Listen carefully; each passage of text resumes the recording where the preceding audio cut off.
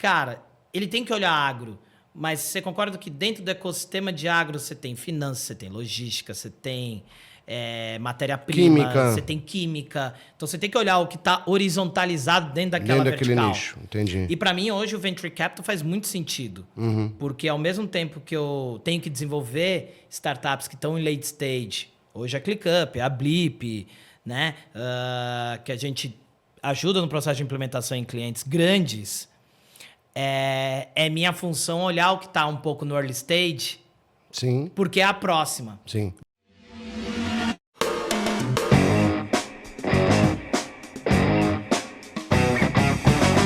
Bem-vindos a mais um episódio do PRcast, o seu videocast, que traz sempre nomes do ambiente de inovação aqui do Brasil para os mais diversos assuntos. Se você é um curioso sobre empreendedorismo, inovação, investimento, startups ou qualquer assunto que esteja ligado à inovação no Brasil, aqui é o seu lugar. Aqui você vai ter sempre entrevistas, bate-papos com nomes que, na nossa visão, são referência e que podem trazer um conteúdo interessante para você.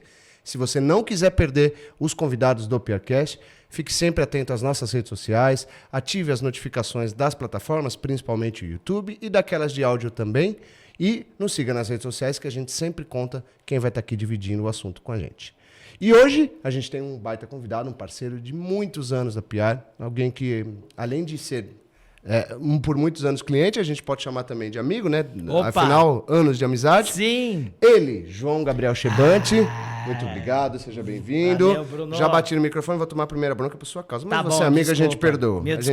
Me desculpa. Produção, por favor, desculpa. A produção não vai brigar. Hoje não vai brigar. A produção tá olhando com cara feia ali, mas não vai brigar, não. João Gabriel Chebante. Presente, sou eu. 18 anos de experiência no mercado. Cara, a gente tava falando isso antes de produzir esse videocast. Mês que vem eu faço 20 anos que eu entrei na faculdade. A gente tá velho, né? Não dá pra gente. Não, dá. cara. Por isso que eu não deixo a barba crescer. Mas sem etarismos. Vamos falar sobre currículo só Justo, por enquanto. tá bom. 18 anos de experiência no mercado.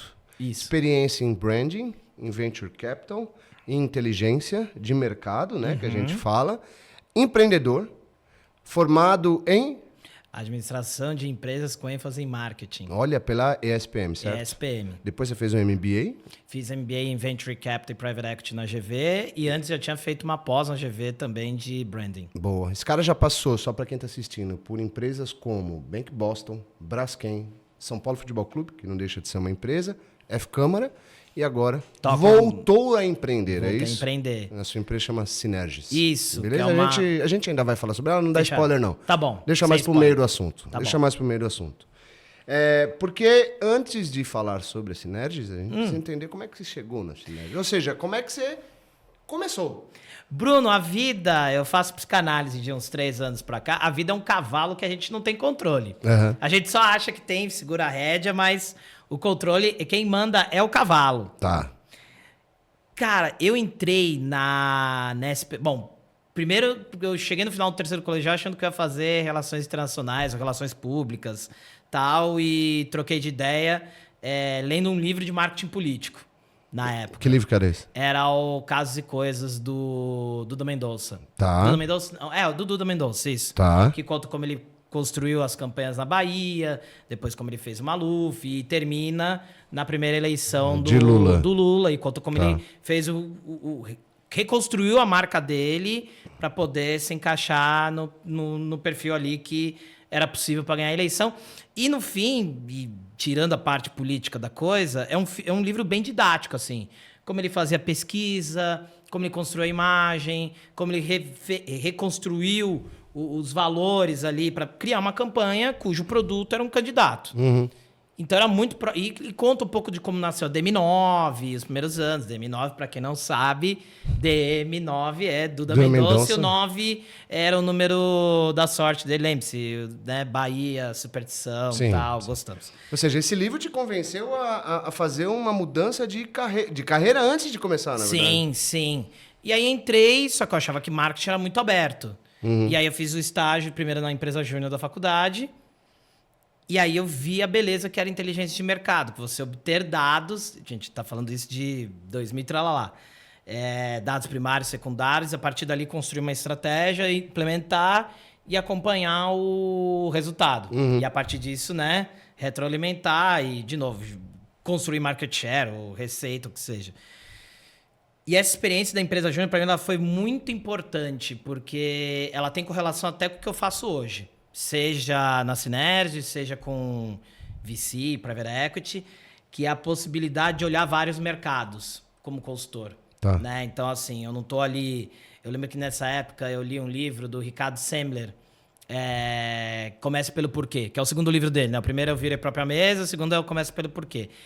E ele fala uma frase que para mim bateu muito na época que eu estava trabalhando na Colgate, né? E ele falou, cara, eu não quero ser um... Ele tava lá no dilema pessoal e tal. Ele falou, cara, não quero passar 50 anos da minha vida trabalhando com sistema de segurança ou tecnologia da informação, porque era o que a Semler, né? A Senco, né? Na verdade, fazia na época. E eu falei, cara, também não vou ficar... Sem desmerecer quem faz uma jornada dessa, mas para mim não serve... ficar 30, 40 anos me tornando especialista de marketing de creme dental. Tá. Então, acho que é legal, assim, uma hora eu tô olhando para a indústria construção civil, outra hora bens de consumo, outra hora bank, outra hora... E eu falei, cara, dureza, né? Quase escapou um palavrão, não sei se eu posso falar ou não. Pode falar, tá liberado. Tá bom, obrigado. Obrigado, produção, viu, por liberar os palavrões. Se o convidado fala, o apresentador pode falar também. Também tô autorizando. Então, tô autorizando. Aqui quem manda é o convidado. Obrigado. Então manda bala. Põe um pi aí, tá? Beleza, produção? Põe um pi e essa parte em preto e branco. E aí o que acontece? Eu fui, na época de estágio, eu fui pegando várias coisas, mas quando eu fui pra Braskem, pra mim foi uma experiência interessante, porque era uma indústria de base. Né? E por ser uma indústria de base, então, de novo, eu tinha que olhar aplicação de plástico em tampa de refrigerante e em sacaria agrícola. Ou terraplenagem, pouca gente sabe, mas você usa em asfalto ou até em produção de agricultura de precisão, você usa manta de plástico para poder o solo suportar variações de tempo, temperatura, vento, etc. Né? Então, essa experiência foi bem bacana. No final da jornada da Braskem, eu estava lidando com branding. E aí eu achei fantástico, e foi um pouco do que me chamou a atenção lá atrás. Isso foi quando eu fiz o MBA, a pós-graduação. Legal, saí da Braskem, trombei meus valores com o da Braskem, saí, fui empreender, fui ser consultor. Sozinho. Foi na época da Brand Strategy. Tá. Foi aí que a gente se conheceu. Foi aí que a gente se conheceu. Tá. E fui indo, só que chegou ali em 2017, 2018, Bruno... E eu comecei a cansar, porque o consultor, ele é o escada do mundo dos negócios. Só para quem não entende, escada é uma figura do humor, que é o cara que prepara... aquele personagem secundário que serve para a piada principal. Exato, ele prepara a piada pro punch. O punch é o momento da gargalhada, né? Então, assim, a gente tem 2 escadas muito famosos no Brasil. O Dedé Santana é um escada, né? Que preparava as piadas pro Didi, pro Mussum, pro Zacarias. Um outro escada, e esse é um escada que só tem no Brasil, é o Carlos Alberto de Nóbrega. Praça Nossa, sim. Que ele é o único programa do mundo em que o protagonista é o escada. A função dele é sentar no banco e trazer vários caras de punch para ele fazer a escada, né? O problema é que não é sempre que você tem um Carlos Alberto de Nóbrega como cliente, ou, por mais que você seja o escada, né, como consultor, não é sempre que você tem um Ronald Golias... onde de Mocó. Muitas vezes você dá consultoria para uns caras que não casam os valores. Eu lembro que nessa época eu fazia a minha primeira reunião quando eu fechava o contrato, e a minha primeira reunião era de branding, né, para descobrir qual era a missão, visão, valores, propósito e entender a maturidade do cara naquilo. Porque a maturidade dele nesse tema me dava base para poder, né, cutucar onde tinha que mudar a estratégia. Invariavelmente, na primeira reunião, eu já sabia se ele era um cliente de longo prazo ou não, porque quando o cliente me fala, não, eu tenho um propósito, eu quero fornecer isso, tal, eu sempre dou de exemplo, eu dei por muitos anos consultoria... Mas quais são? Eu vou fazer uma interrupção porque eu acho que isso é importante. Bem importante. Como é que você tinha essa intuição e que elementos você tinha para entender se um cliente era de curto ou de longo prazo?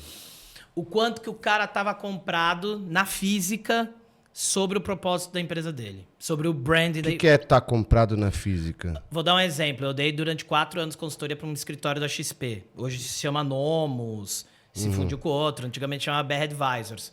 Quando eu cheguei para um dos sócios, perguntei, cara, mas por que isso aqui? Você podia estar no banco. Você podia estar no Safra, né? Por que você mudou? que você resolveu sair, tipo... Cara, você tava em um bancão, ganhando bem e tal. Você largou tudo pra ficar fazendo... Você não tinha dinheiro nem pra fazer ponte aérea de avião. Você tinha que atender cliente de São Paulo pegando ônibus de madrugada e trocando de roupa no banheiro. Por que você fez isso? Você falou, cara, meu pai, ele ficou milionário fazendo day trade. Né? Comprando ações, né? Aquela coisa, né? Comprando ação de manhã para vender à tarde e tal, opções, etc. Só tem um problema. Meu pai ficou milionário, comprou uma casa no melhor bairro da Zona Norte do Rio, na Tijuca ali, e ele quebrou. Então eu não quero que cliente... E eu já passei por isso também. De começar com 50 mil reais, fazer 2 milhões de reais, compro uma mansão no Leblon, depois quebrei. Peguei a outra metade do dinheiro e fritei, né? Torrei. Então eu não quero que outras pessoas passem por essa dor que eu passei. Tá. O cara desse é comprado.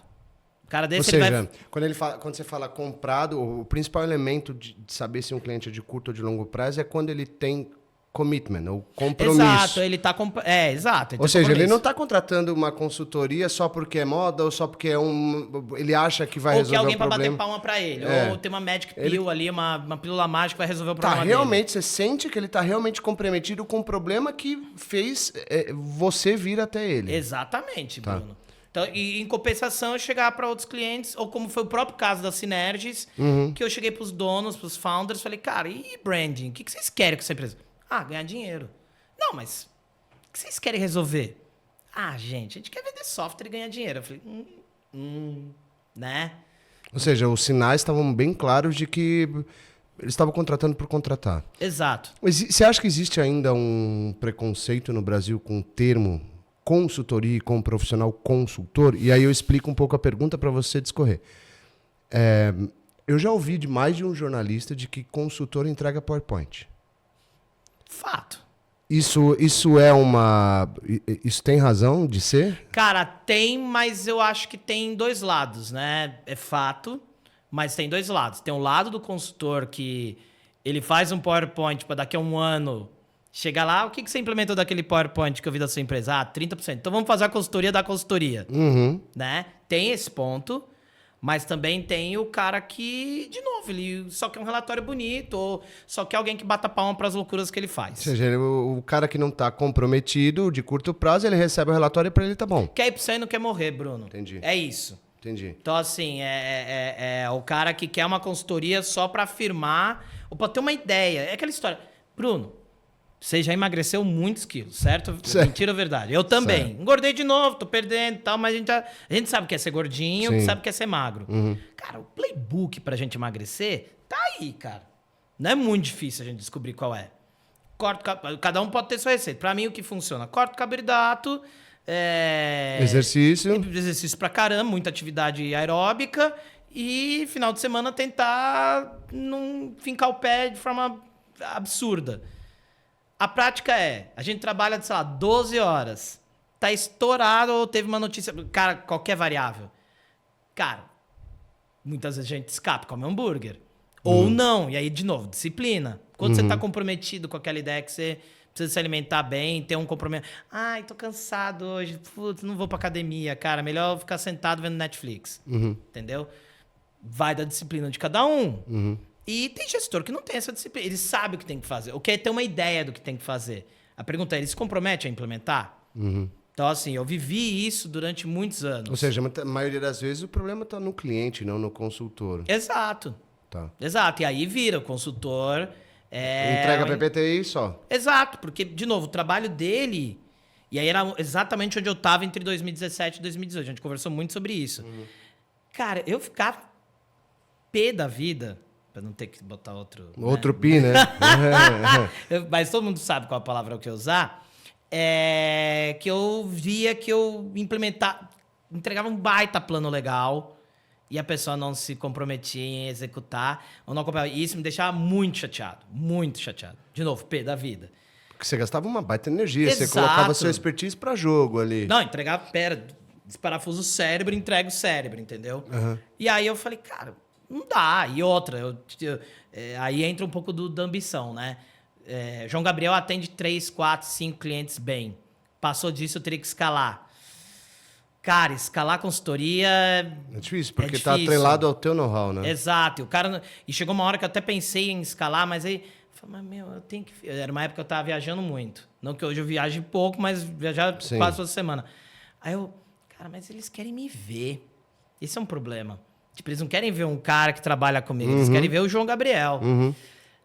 Isso não vai funcionar. E aí eu tava bem num dilema, quase... Nessa época eu nichei mais para a área financeira, né? Serviços financeiros e tal. Você entregava consultoria de estratégia de branding para serviços financeiros? Serviços financeiros. Principalmente escritório de assessoria, asset pequena, tal, né? Gestora de recursos pequena. E aí eu fui pro Web Summit. Aí começa a minha saga com o Web Summit, que eu, em 2018, estava muito cansado. E eu já estava pensando, cara, vou largar o marketing, vou fazer um MBA em finanças e vou migrar para uma asset. Tá? Começar do zero, mas em outro lugar. Fora a instabilidade, consultor, meses bons, meses ruins, né? Você entrega um projeto de início, meio e fim e a implementação é do caro, né? Então, para mim, tinha 2 problemas. Me comprometer, eu ficava muito chateado quando não implementava, eu deveria ter um desapego e não tinha. Então, já tinha um pedaço do negócio que inconscientemente eu pegava para mim, né? E isso é errado do consultor. O consultor tem que ter esse desapego. Senão ele vira sócio. Guarda para essa parte que a gente vai falar daqui a pouco. Sim. E outra, os ups and downs. Aí um gestor de Venture Builder, o Gamboa, posso dar o nome, o Gamboa lá da Fischer, ele chegou para mim e falou, cara, a cena é linda. Se um dia fizer cena um filme... de cinema. Não, se você um dia quiser fazer um filme da minha vida, tô olhando aqui, porque vai que o Chris Nolan, né, quer fazer um filme da minha vida, não vai ser tão dramático quanto Oppenheimer. Sim. Você tem que pegar essa cena, que essa cena é legal. Margem do Tejo, Gamboa tomando um pint de Heineken, eu tomando um pint de Guinness, fim de tarde, né, pós-Web Summit ali, showzinho, etc. E falou, cara, já pensou em estudar Venture Capital? Caramba, eu já tinha ouvido falar do termo, né? Óbvio. Eu falei, mas por que, Gamboa?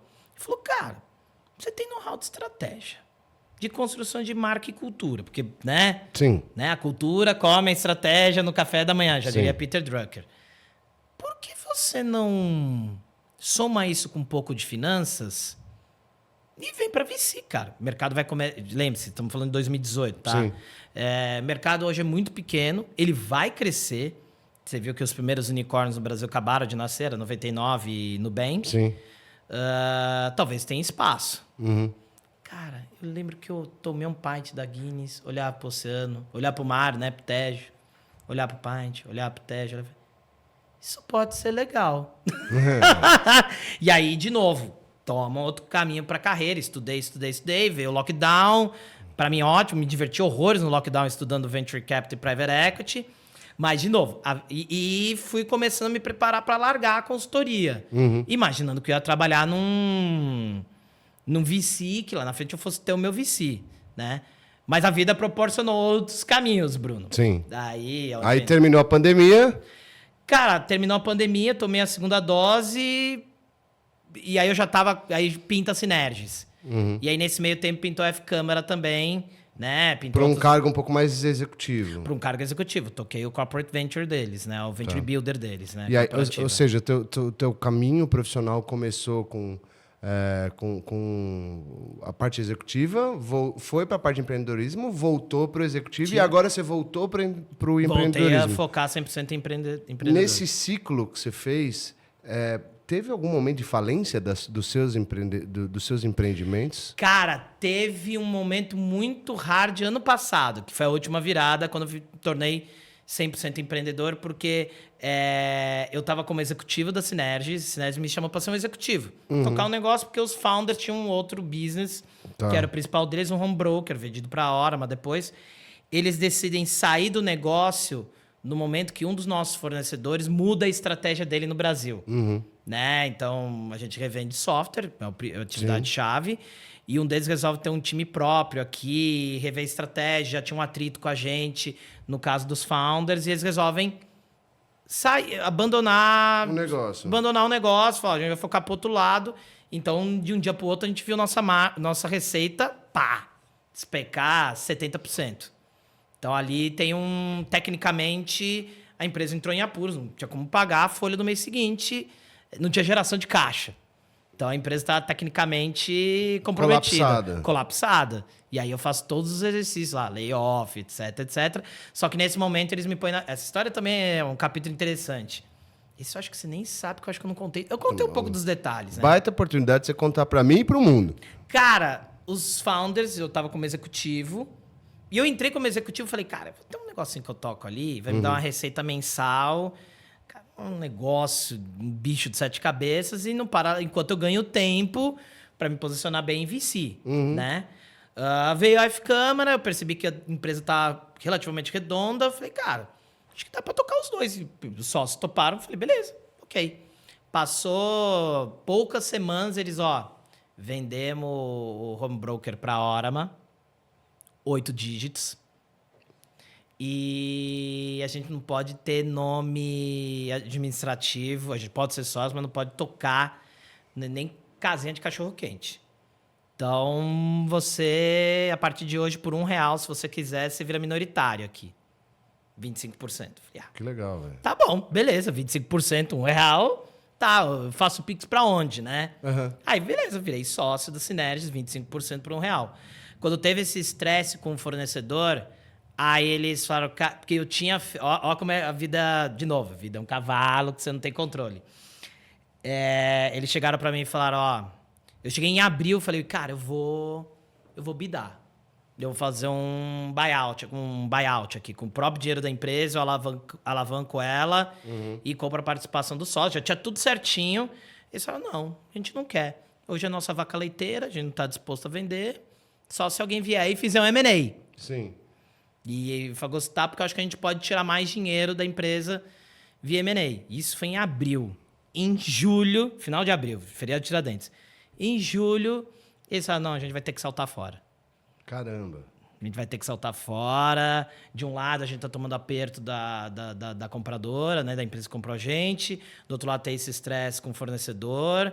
A gente não vê muito futuro claro disso daqui. Você tem 2 opções. Ou a gente encerra a empresa amanhã segunda-feira, era uma sexta-tarde, ou você compra a empresa com o valor que tem em caixa, que não era muito. Foi, porque pensei no final de semana, óbvio que eu pedi mais um dia, porque... Tomou mais um pint de Heineken, de Guinness. Tomei um monte, cara. Foi não, 2, tomei todos.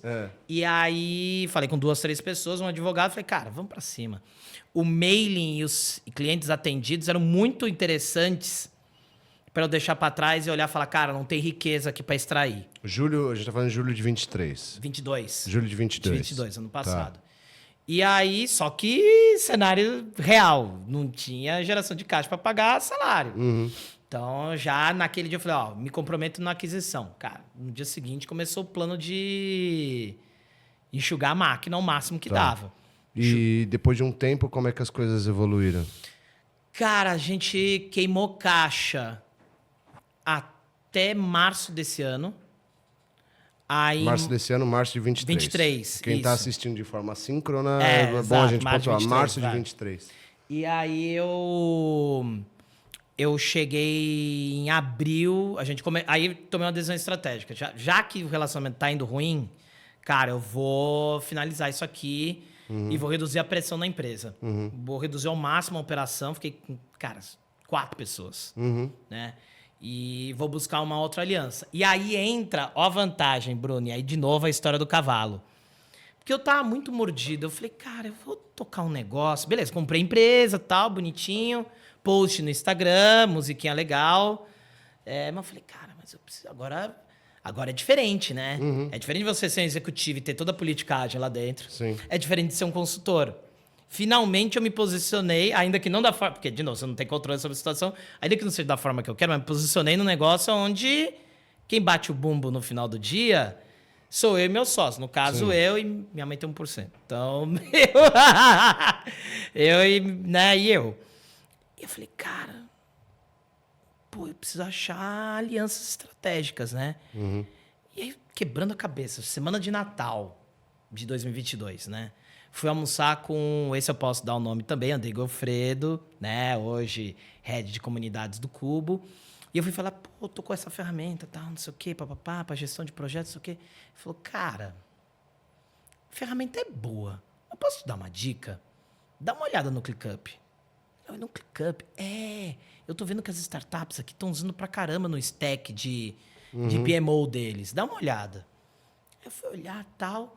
Aí, de novo, fui lá usar minhas ferramentas de inteligência de mercado, uso uma ferramenta para outbound, achei quem era o head de channel partner deles e descobri que eles estavam criando a estratégia de Latam naquela semana.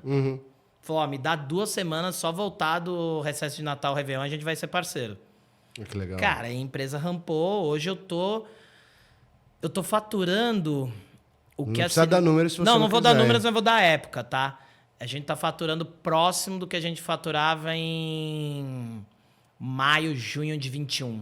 Não é o ápice foi ali primeiro trimestre de 2022, mas assim, a gente voltou para um patamar... Tá crescendo. Contratei mais 3 pessoas, botei uma agência para trabalhar de marketing de performance... tem uma pessoa que cuida só de institucional, né? E aí agora para a ideia do final do ano, pelo menos mais 3 pessoas vou ter que botar pro time, porque o faturamento vai chegar no meu pico de 22, antes do atrito final de relacionamento com o fornecedor antigo. Provavelmente minha expectativa crescendo do jeito que a gente está entre outubro e novembro. Depois tem queda, mas, de novo, a empresa voltou para o patamar de outrora, entendeu? Legal. Então, assim, a gente passou... Você contou um pouco do teu histórico de executivo e de empreendedor, né? Eu queria entender que tipo de experiência evoluiu da tua primeira passagem como empreendedor da Chebante Brand Strategy para agora, para a Synergis. De novo, e na verdade não é nem da Chebante, Bruno, é lá da empresa júnior da Facu. Pode ser também. Cara, a possibilidade e a necessidade de você entender diferentes mercados. Ou seja, não dá para você ser especialista no mercado só, né? Você tem que entender o mercado de uma forma um pouco mais ampla. Eu acho que vai do tesão de cada um e para onde cada um vai para a carreira. Então, assim, você tem um venture capital focado em agro. Cara, você vai olhar agro como vertical. Mas como assim? Então, a tua sugestão, a tua dica, para quem não conhece, você precisa... mergulhou no mercado e se torna especialista nele. Mergulhou e não se fechar para outros mercados. Exato, porque, por exemplo, de novo, dei o exemplo do agro, porque para mim é simbólico. A gente tem pelo menos 2 gestoras no Brasil especializadas em agro. Cara, ele tem que olhar agro, mas você concorda que dentro do ecossistema de agro você tem finanças, você tem logística, você tem matéria-prima, você tem química. Então você tem que olhar o que está horizontalizado dentro daquela vertical. Nicho, entendi. E para mim hoje o Venture Capital faz muito sentido. Porque ao mesmo tempo que eu tenho que desenvolver startups que estão em late stage, hoje a ClickUp, a Blip, né?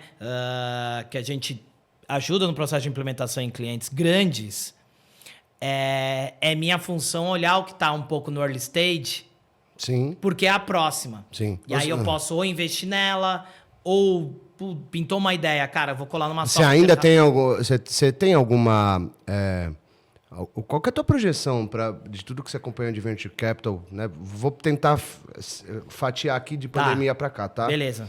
De pandemia para cá, 2020 até 2023, que é o ano que a gente está. Esse mercado, ao mesmo tempo que cresceu muito, também mostrou novos desafios.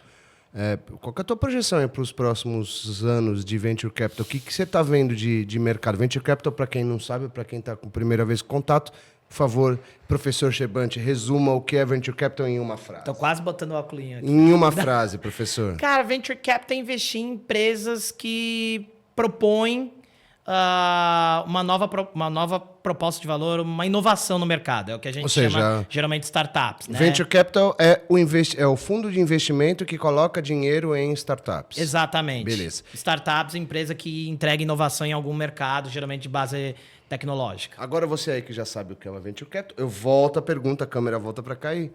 O que você vê para o mercado de Venture Capital nos próximos anos? Que tendência? Qual que é a tua avaliação? Está maduro ou não está? Você ainda acha... A gente já discute há muito tempo nisso, né? Que o Brasil, o mercado brasileiro, ele se move muito rápido, mas ele ainda está atrás de outros ecossistemas mais maduros. Você ainda acha isso? Eu acho que evoluiu muito. Eu acho que a gente viveu um momento ruim, vai viver ainda mais 6 meses, um pouco mais. É um ano de inverno mesmo? É um ano de inverno, total. Mas é um ano de não colocar dinheiro ou o dinheiro que entra ele é mais racional? Dinheiro é muito mais racional. Terminou a farra do boi.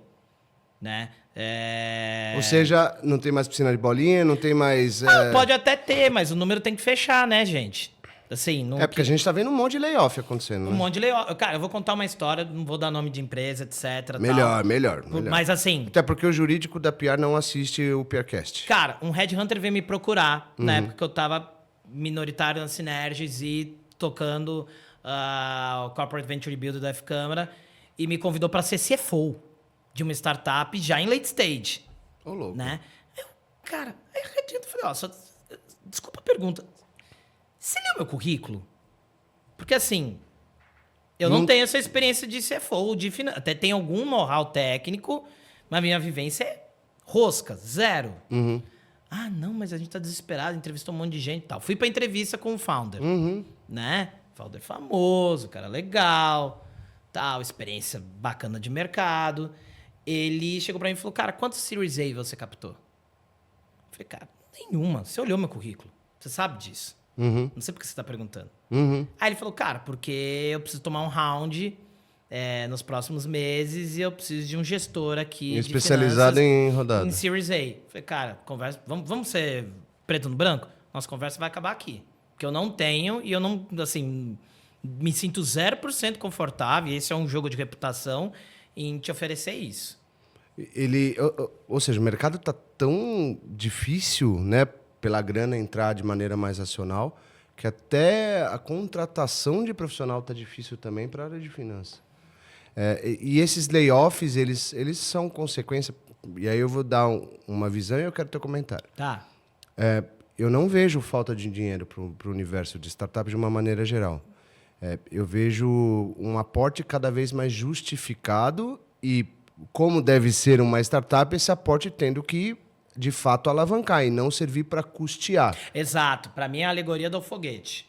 O que a gente viu até meados do ano passado, 2022, foi... Eu tenho um projeto de foguete que quer decolar. Vamos botar dinheiro para construir o foguete. Cara, não é essa lógica. Assim, até é essa lógica, tá, Bruno? Só que essa lógica é lá no early stage. É lá no... Por exemplo, você vai ler A Lei da Potência. Aliás, eu recomendo muito ler esse livro, né? Que conta a história do Vale do Silício sob o viés do Venture Capital. Ele conta como é que foi o investimento na Notco, né? Que criou a proteína vegetal. Not Milk, né? Exato. Tudo que você vê Not Milk, Not é da Notco, que é uma companhia...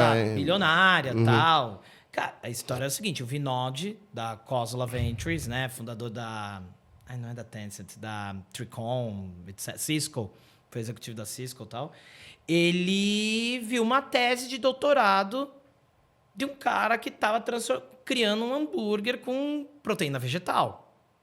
Né? Pegando ervilha para fazer um hambúrguer e tal. Ele foi lá, pesquisou e falou, cara, vou colocar $3 milhões em você para você fazer MVP. O mercado americano compra isso. Você toma mais risco, o juro é mais baixo, né? Tem outra visão de tomada de risco. Contexto é diferente. Contexto completamente diferente. Dá para investir em construir o foguete? Dá, mas é lá no início. Small bets, né? Apostas menores, cheques muito menores para uma tese que seja alucinante, que é aquela coisa, é all-in. É um dinheiro que você pode perder, mas também se você acertar, derrubar o avião com estilingue. O problema é que a gente está vendo startups chegando no late stage, empilhando dinheiro. Para não falar pirâmide, vou dizer que está empilhando dinheiro. A gente estava vendo meio que um cenário irreal aqui no Brasil. Nós conversamos sobre isso várias vezes. E aí, o caso, só como terminou essa história dessa empresa. Ela foi, depois de 3 meses do bate-papo e da não contratação, óbvio que não ia rolar, ela foi M&Aizada. Ou seja, ela foi comprada ou se vendeu, né? Se vendeu para uma grande empresa do setor. E a gente está vendo cheques cada vez mais racionais e nós temos visto um aumento de investimento anjo, de seed, pré-seed, mas é muito difícil vir um Série A gordo do jeito que era. Para deixar uma frase, caso vocês tenham que fazer um corte, sabe? Agora os videocasts têm Estamos trabalhando com cortes. Cara, então guarda essa. Então vamos lá, pausa dramática para a frase do corte. Queimar caixa tem que ser uma opção do empreendedor junto com o investidor. Acabou aquela história de ser a decisão só do empreendedor. Por mais que tenha catedrático e algumas pessoas no mercado, não. Startup foi feita para queimar dinheiro. Desculpa, dinheiro não aceita... Como contrapartida, dinheiro não aceita desaforo. Queimar caixa tem que ser uma opção. Eu tenho dry powder, eu tenho dinheiro na conta e combinado com os ações, eu vou queimar caixa. Aí, beleza, você queima a caixa para acelerar, porque você tem uma oportunidade de ser o mandatário daquele mercado, pegar o market share inteiro daquela solução. E esse é um processo também que faz parte de uma etapa de maturação de mercado, né? Exato. Agora, eu acho que esse momento é um momento muito bom para Corporate Venture. Eu acho que o grande legado desse... CVC, o famoso CVC. O CVC. Corporate Venture Capital. Exato. O que é... Professor Chebante, põe Tá o bom, óculos voltei, de novo. voltei, Explica para a audiência o que é um Corporate Venture Capital. Corporate Venture Capital é quando uma empresa consolidada, tal, né? Business as usual, né? Ela resolve pegar um dinheirinho do caixa. Vou pegar um dinheirinho. Um dinheirinho. Né? Dinheirinho do caixa. E aí eu monto um fundo para investir em startups. Entendi. Então você acha que agora o momento é de CVCs? Se eu fosse C-level, presidente ou acionista majoritário de uma grande empresa, é a janela, porque os valuations caíram, né? O valor das startups caíram. Mas a minha demanda por inovação, não. Pelo contrário. Né? É o que eu vejo quando tem que vender licença de software para uma BBW, para um COB, para uma TOTOS, um Grupo Trigo. A demanda de inovação está ali. Dependendo do mercado está em alta ou não. A necessidade está lá. Ou seja, a tua visão me corrija se eu estiver falando bobagem, a visão do Chebante para os próximos anos os venture capitals, os VCs vão fazer investimentos cada vez mais racionais e mais demorados para sair. E os CVCs, em tese, têm uma oportunidade de mercado para ter soluções de inovação com preço mais acessível. Exato. Porque, assim, a inovação para uma corporação pode estar no produto final. Os KPIs que um CVC acompanha, os índices de sucesso que um cara aporta dinheiro sendo uma empresa, é diferente de sendo um gestor de um fundo de VC. Sim. Que cara, o fundo de VC, para quem, de novo, o que ele olha, Bruno? Ele olha, botei 10, tem que sair 100, porque eu tenho que me remunerar minha equipe. Sim. E os caras colocaram dinheiro junto comigo para investir nessas startups. É da mesma forma que eu invisto em renda fixa, num fundo de renda fixa, ou num fundo de ações. A diferença é que o ativo, em vez de ser uma ação, sei lá, da Braskem, que está listada na B3, é uma startup que está guardada lá no Cubo, por exemplo. O CVC não. O CVC ele vai olhar, cara, ele me trouxe uma inovação, ele melhorou minha proposta de produto, eu consegui fazer cross-selling, eu consegui fazer upselling, ajuda na minha mudança cultural para tornar a empresa mais... Então, os índices para acompanhar, eles saem somente o ROI, o retorno financeiro, né? O retorno sobre investimento. Então, eu acho que é um desenho. Fora que, assim, você pega mercado mais maduro, Estados Unidos, participação do CVC no mercado de venture capital, no investimento em inovação, é 25%. Já está assim? Já está assim. Na China é 40%. Louco. Na China é 40%. Tudo bem que tem política do governo ajudando e tal, mas é 40%. Cara, no Brasil é 10%. Entendi. Ou seja, tem um baita do tem mercado para explorar. Tem um baita do caminho e os empresários começaram a perceber isso. Porque na hora que ele olha no Neofeed, no Brasil Journal, na notícia que a PR coloca nesses e outros importantes portais, que a startup dobrou de tamanho, dobrou de tal, tem uma solução que é mais ágil, com muito menos gente, o executivo olha e fala, ih, caramba, deu ruim. Entendi. Vai dar ruim. E agora eu vou pegar um pouco da tua atuação como executivo, como empreendedor e o seu relacionamento com o mercado de venture capital. Só para a gente ir se encaminhando para o final. Sim. Qual é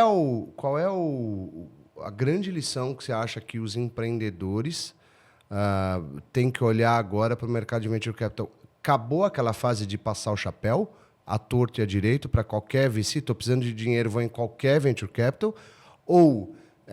se você fosse empreendedor, você recomendaria não olhar para VC nesse momento e passar a olhar para CVC?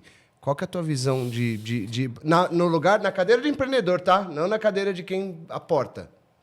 Bruno, se eu fosse montar uma startup... Eu não tenho uma startup hoje. Até pretendo, algum dia, na Cinesa, ter soluções proprietárias. Somos quase uma builder lá dentro. Sim. Cara, eu vejo a beleza no early exit. Tá. Você montar soluções que, cara, vai de encontro a uma dor que grandes empresas possuem. Para dar um final bacana para ela ser vendida, etc. E vai. Eu, como empreendedor, olharia isso.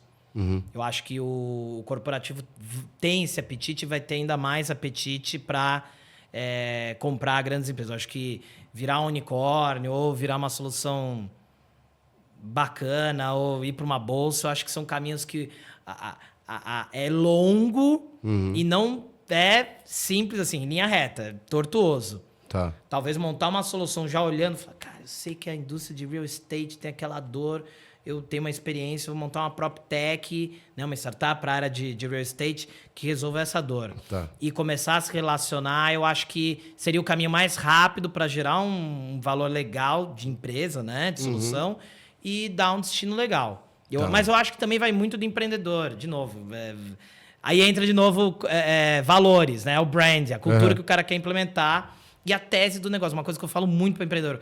Qual é a tese do seu negócio? Tá. Eu não quero saber o que você faz. Você faz, tá lá, é a missão. Eu quero saber a tese, porque eu sou um investidor, independente de se corporate ou não, eu botar R$1 para sair 10. A pergunta, como é que você vai me ajudar nisso? Tá, boa. Pra gente terminar, Tá. curtinho, tá? Tá. Curtinho, porque senão eu vou estourar o tempo exato. e eu vou apanhar da produção. Você Tá sabe bom. que eu sou refém dessa produção. Eu tô ligado, já deu para perceber. Vocês não sabem, mas antes da gravação, eu bem descobri. Boa, tá vendo? Então, curtinho.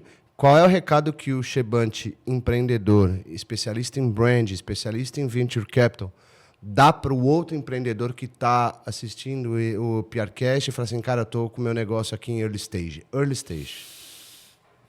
Curtinho, hein? Vamos ver se eu consigo tirar curtinho alguma coisa de você. Eu vou voltar na fase do Peter Drucker. A cultura come a estratégia no café da manhã. Tem estratégia, mas cuidado com a cultura. Boa. Porque é o mais difícil de criar, mas é o que garante a escala. Ou seja, cultura desde o momento zero. Exato. Tá. Aí dentro da cultura, óbvio, cuidado com caixa, growth, se posicione para você ser demandado pelo capital e não você sair correndo atrás dele, né? Mas, cara, o business, se você vê a história das máfias, é isso. Negócio, bom talento, funcionava bem junto e eles aguentavam os trancos e, de novo, construir uma estratégia que saia do outro lado. Boa. Bem? Foi bem, foi curtinho, foi conciso, foi legal, foi bacana. Tá bom. Quem tá assistindo o PRcast quer falar com o Chebante, onde te encontra, cara? Procura... Vai ter gerador de caracteres? Podemos providenciar, mas se a gente não tiver, imagine que a gente não tenha. Tá bom, porque aí tem meu sobrenome, que é o Chebante. Arroba Chebante? Arroba Chebante. Você vai encontrar no Instagram, LinkedIn. Ó, louco, bicho. All social media. All social media. Vantagem. Então, o sobrenome é uma marca por si só, né? Arroba Chebante. Procurem o Arroba Chebante para bater papo, falar sobre tudo. Cara, muito obrigado. Como sempre, somos parceiros, não vou bater no microfone. Tá bom. Obrigado mais uma vez por ter aceitado o convite, por ter compartilhado conhecimento. É muito bacana a gente poder... A missão da PR e do PRcast é levar conteúdo para quem ainda não conhece ou para quem precisa conhecer algum assunto específico. No caso, você deu aqui um baita de um papo sobre venture capital, sobre empreendedorismo. E a gente sobre nem tudo. falou de Dire Straits, hein? Ainda nem falamos de Dire Straits. Mas quem sabe uma segunda temporada. Por favor. Providenciaremos. Obrigado mais uma vez. Você aí que está acompanhando o PRcast, muito obrigado pela companhia até aqui. Se quiser acompanhar os próximos episódios do PRcast, é só ficar ligado nas nossas redes sociais ou ative as notificações aí do YouTube. Sempre que tiver um convidado novo com um assunto sobre inovação desse ecossistema pujante brasileiro, você vai ficar esperto, vai acompanhar, vai sair daqui com conhecimento. Muito obrigado mais uma vez e até a próxima.